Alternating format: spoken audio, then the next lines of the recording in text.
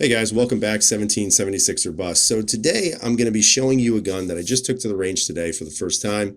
It's just really going to be basically a tabletop first, and then I'm going to release the actual shooting video afterwards. That way I can kind of expand it over a couple of days, and eventually I'm going to do a comparison video between this bad boy, the Smith & Wesson M&P 2.0 Shield with the 4-inch slide, as you guys can see, and the Glock 48, which in my opinion, these two right here are very comparable guns. If you own this, you might want to take a look at this. Now, what are some of my initial impressions that I've seen about this handgun overall? First off, Smith & Wesson once again did a fantastic job with their Shield. For those of you out there who have either the Shield 1.0 or the Shield 2.0, you know as well as I do that it is just a fantastic gun. It is, in my opinion, still, whether or not you agree with this, it is still one of the top dogs, if not the top dog in the single stack market. Now, don't get me wrong, there's obviously the new entries in here where people are creating these guns like the SIG P365 that can go anywhere from 10 to 12 rounds, the Glock 48 that has 10 round capacity, and unfortunately, this might be the only downside to this gun is that we haven't really seen a significant jump in regards to the capacity. So we're still at an 8 round and a 7 round magazine, or I think it's a 7 round, 8 round, and yep, 7 round. I knew what I was talking about.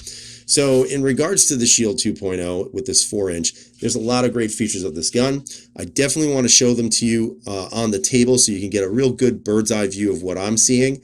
But overall, today, very, very satisfied with how this gun performed. It is really such a nice gun, and in my opinion, probably the best shooting Shield 2.0 that I've ever owned. I've owned a couple of them. I've owned the 1.0, and I have to say this by far is my favorite Shield that they've come out with.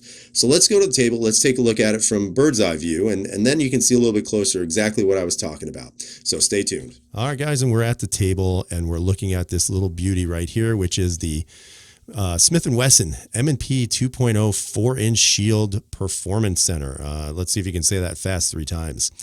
So just to go over some real basic stuff, again, 7+1, 8+1. So again, it does not have the maximum capacity. Again, with the standard features in regards to this handgun, because it's a performance center, it does come with these nice fiber optic sights. Now, these are what I believe the high-vis light weave, I think they call them, if I'm not mistaken. And you can see you got a pretty bright red pipe, or 2 red pipes in the back, 1 nice bright green one on the front. It did not come with any replacement pieces here at all. Obviously, the light weave, if you've ever used those, again, I have, they do actually come with replacements. So you can get them in white, green, red, and black. This did not come with anything. And I don't know if it's supposed to or not, but mine did not. Now, overall, when we take a look at this Shield, aside from this 4-inch extension on here, keep in mind the original Shield, I think, is 3.1 inches long. This one's 4 inches. This is actually what I would say is as comparable to, let's say, a Glock 48 by every stretch of the imagination. Again, unloaded, it's a 21-ounce handgun to carry, so it's not particularly heavy if you're very, apt to not want to buy guns that are, well, plain old heavy. Now, in regards to this gun, what you're going to notice, excuse me, is that when you take a look at it, again, it has the Armonite finish on here, so it's really nice, a nice looking handgun overall. Again, nicely designed. You see the Performance Center logo on there with the Smith & Wesson M&P Shield on there. But one of the things that you're going to notice here is just the way they actually sculpted this front here. And I think that's one of the aesthetically nice things they did about this gun. Keep in mind the original 3.1 inch ends right about there. So this is the extension of the muzzle. Now, interestingly enough, this actually doesn't really look like the M&P 2.0 compact. This actually looks a lot more like the 5-inch full-size M&P because if you do take a look at that, you'll notice that it's kind of the same cut in the front right here where they've beveled this edge on both sides, and it does extend out. Now, some of the better features, I think, on this in regards to some of the other competitors out there is that, first off, you're going to get a history of a gun that has done very well in the market. There is not a lot of people out there that would complain about the M&P 2.0 Shield. Again, you're always going to have those people. However, you're not going to have this one here complaining about this. Now, in regards to the 4-inch, it's going to add a little bit more muzzle velocity. It's going to add a little bit more accuracy, I guess. But more importantly, and I think this is where this stands out comparatively speaking, is it adds a little bit more to the weight to the front of this slide. What I found in regards to this handgun overall was that shooting it actually felt really, really, really easy to control. Not a lot of muzzle flip. Now, again, the standard magazine capacity on this is 7 rounds for the flat base mag. So you can see here where my hand is at, I actually get a little bit of space on my pinky. Now, again, it's not necessarily a full grip, but it's just enough to be able to bury that pinky in and bring over your support hand where you actually have enough on there to get a very good purchase on the handgun. And that is something I have to say, in my opinion, is very good in regards to the Shield. Again, I already spoke about the fiber optic sights. They're not great, but they're not bad either. Obviously, if you're in an outside environment, you have to draw your gun, these are going to have no problem showing you a very nice, clear picture. What I did notice is that because the range I shoot at is very dimly lit, it's almost like a dungeon. You didn't really pick up anything on the sights. The only thing you saw was basically a black front post and basically blackened rears because there wasn't enough light to be able to shine on these fiber optics. So as a result, you couldn't really pick it up very well. Now, again, if you're in a facility where there's more lighting, if you're outside, you won't have that problem. So take that for what it's worth. But in my opinion, you don't really need to upgrade these sights at this particular time. I don't plan on doing anything with the sights just because, honestly, I'm fairly happy with them, to be honest with you. Now, again, the Smith & Wesson texture, again, in my opinion, is one of the best, if not the best, out of the box. It is fairly aggressive, although I will tell you this feels a little bit smoother than my old 2.0. In regards to the Shield. It actually feels like they've adjusted a little bit and they've made it a little bit less bitey. However, when I was shooting it today, it was a little bit hot in the actual place I was shooting, but I didn't notice that the gun was slipping or moving out of my hand at all. Once I got a good grip on it, this gun was going nowhere. Again, one of the interesting features about what they say in the Smith & Wesson M&P 2.0 Performance Center is that supposedly the trigger is much better or better than the standard 2.0. I don't know if I necessarily buy that so much, just to kind of show you the trigger. And again, this is a very standard M&P trigger in my opinion. So you get your take up, you hit a definable wall right about there, and then it breaks. So it's not a horrible trigger. As a matter of fact, it's a fantastic trigger out of the box, but we're going to talk a little bit more what I didn't like. And then here is the reset. The reset, again, is not a huge audible reset, nor is it very tactile. Again, some people say it doesn't really matter. It's up to you to decide that. I'm not going to convince you either way. But one thing that I did notice was that the reset on this gun, still not necessarily in the ballpark with, like, let's say a Glock out of the box, a CZ out of the box, those types of other fantastic handguns. But again, is it a horrible trigger? No, not by any means. It's actually fantastic in regards to just how easy it is to pull the trigger. Now, I did do some measurements off camera. This was coming in about a little bit over 5.5 pounds on the trigger pull. Again, take that for what it's worth. Initially it was 6, now it's 5.5. So I would say, and as a matter of fact, let me see if I have my trigger gauge. We'll do it right on camera. So let's see what I got. Let's clear that out. You can see it's at 0. The trigger is cocked and ready to go. Oh, and I totally hit the wrong button. Hold on. There we go. So I got it right now at 5. I just shot 400 rounds through this gun today. By the way, my hands are killing me, but I'll talk a little bit about that in a second as well. So let's do it again. Oops. Jeez. And we'll talk about why that's a bit of a problem for me. So now I'm getting 5 pounds, 10.9 ounces, which is about where it's been. So I would say it's a little bit over 5.5 pounds, close to 6, but still not a bad trigger, not a fantastic trigger, but nonetheless, it's a pretty solid offering for an out-of-the-box trigger. Now, in regards to the Shield, what you will also come with, what it actually comes with also, is this magazine right here. So it has an 8-round magazine. Again, this gives you basically the full-size grip, so you don't really have to worry about real estate, or if you've got sausage fingers, you don't have to worry about that. In regards to now getting the full purchase, again, fantastic. It was easy to control this gun. I had absolutely zero issues with it whatsoever. Now, in regards to the shooting video, that will be a follow-up video to this one. So but definitely check it out. Stay tuned, and I'll give you my shooting impressions. But again, this is just basically the tabletop. I will tell you, I did shoot it today, and I can only say this as a hint. Excellent handgun, but you have to wait for that video. Now, in regards to some of the other things about this gun that I noticed and didn't like, again, one of the things that I just can't figure out about Smith & Wesson is this magazine that allegedly holds 8. I could only stuff 7 rounds in this gun at a time. It is almost impossible to compress the spring down to get that 8th round in without some sort of mechanical advantage or leverage or some device that's going to shove that last round in here. So that to me is not necessarily a happy thing, especially when you're shooting 400 rounds after your thumbs are basically ready to give up because you're just cramming and cramming and cramming all these rounds into this magazine. The 6-round magazine, again, when I got to this, the 7-round magazine, when I got to the 7th round, again, it was a little bit difficult, but nowhere near as difficult as the extended magazine with the 8 rounds. So that's just kind of a downside. That's just something to watch for if you decide to get this handgun. One of the biggest beefs that I have with this gun is going to be this right here.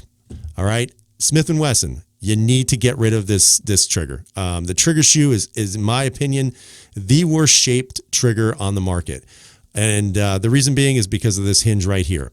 First off, if you can see, and I'm bringing that up close, as that hinge goes back, because that's really your safety right there. You can see it kind of depressing up here.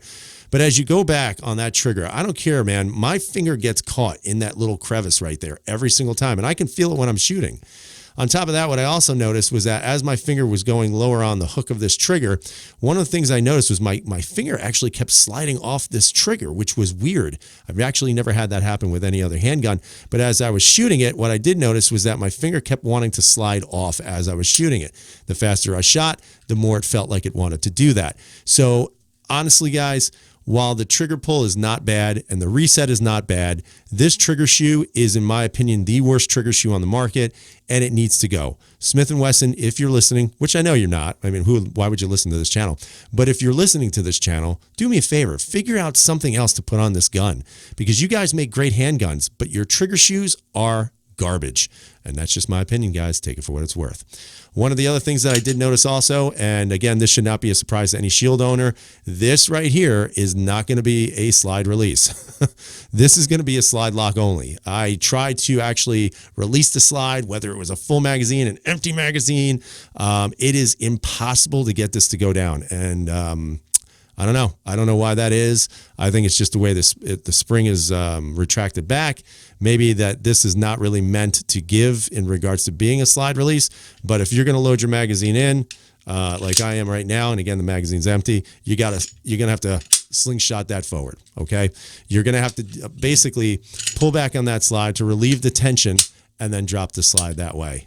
But other than that, those are basically the only 2 complaints I have about this handgun. Now, ultimately, what I would say to you is if you guys have been in the market for a single stack compact gun like this, and you have, let's say, a 48, or if you got a P365, you might ask the question, why would you go with a gun that has 8 rounds and 7 rounds, but still not able to do the 10-round mark? You know, ultimately, that's going to be your choice. Now, I will tell you, for my purposes, I absolutely love Smith & Wesson handguns. The M&P 2.0 is a fantastic gun. The compact, fantastic gun. The Shield, fantastic gun. And with the introduction of this 4-inch slide with the barrel, I'm going to tell you guys, they did a great job with this handgun. It is a very, very smooth shooting handgun. Not a lot of muzzle flip. And I can tell you, I did shoot this side by side with this. And we'll talk a little bit more about that in a future video because that comparison is coming. But I will tell you that ultimately and overall, this gun shot a lot smoother than, let's say, the 48, or for that matter, this guy right here, the 43X. But again, like I said, that'll be done in the future.